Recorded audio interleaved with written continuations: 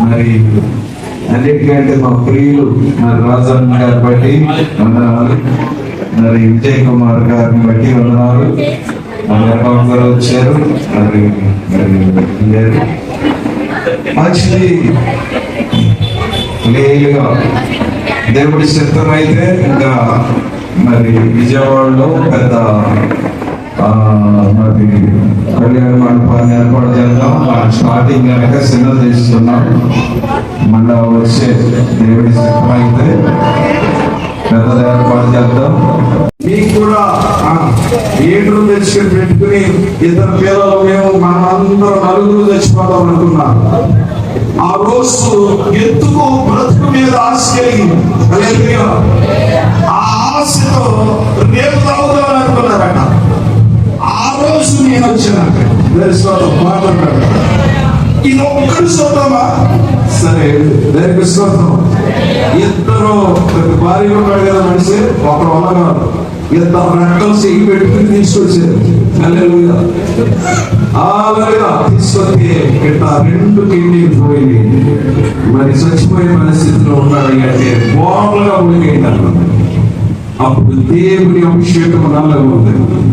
ఆ నూనె తీసుకున్న 2 కిడ్నీల మీద చేయి వేసి అలా పాతం చేస్తే ఏదో సల్లగా కిడ్నీలోకి వెళ్ళింది.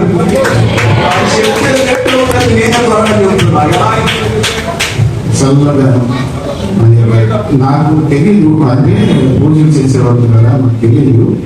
అట్లంటే నా మీద అంటే ఎంత ప్రేమగా మనకి చేసేదంటే ఆ ప్రేమకు నాకు స్వస్థిస్తుంది. ఆ 2 కిడ్నీలు ఎంతనే దేవుడు నూతన కిడ్నీలో మార్చేసాడు. ఈ రోజు కూడా దేవుడు అద్భుతాలు చేసే దేవుడుగా ఉన్నాడు. వెంటనే ఇంటికి వెళ్ళాడు.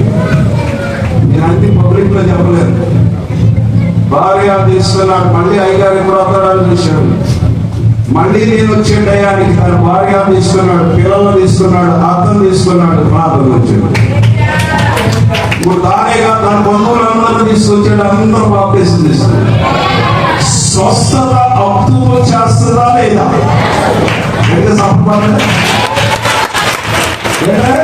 అద్భుతం చేస్తుందా? రక్షించేదో చేస్తుందా లేదా? ఇప్పుడే బతుకున్నాడు. అప్పుడైతే ఎంత కావాలి ఎంత చేయండి చెప్పాడు. మా అయ్యగారు తీసుకొస్తారంటే చాలా మంది అయ్యగారు వచ్చారు, ప్రార్థన చేశారు. మంత్రాలకు వెళ్ళాం, తంత్రాలకు వెళ్ళాం, అయిపోయింది. హాస్పిటల్కి వెళ్ళాం, అయిపోయింది. ఏమీ లేదు.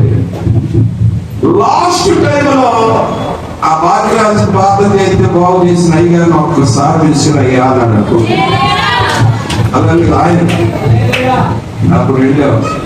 మునగ తీసుకునేట కొమ్మలో చూడండి, చచ్చిపోయే దొంగ అలా కూర్చున్నాడు. ఇంట్లో నుండి బయట ఇస్తారు.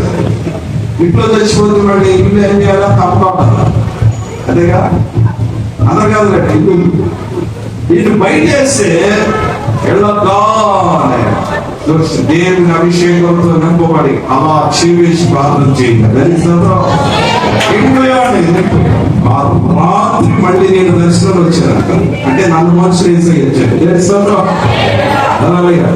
నీకేమవలే అంటున్నాడు. తుల్లి పడేశాడు. భార్య గారు అంటున్నాడు, అయ్యగారు వచ్చాడు. అయ్యగారు 2 అయితే ఇప్పుడు వెళ్ళిపోతాడు. వచ్చాడు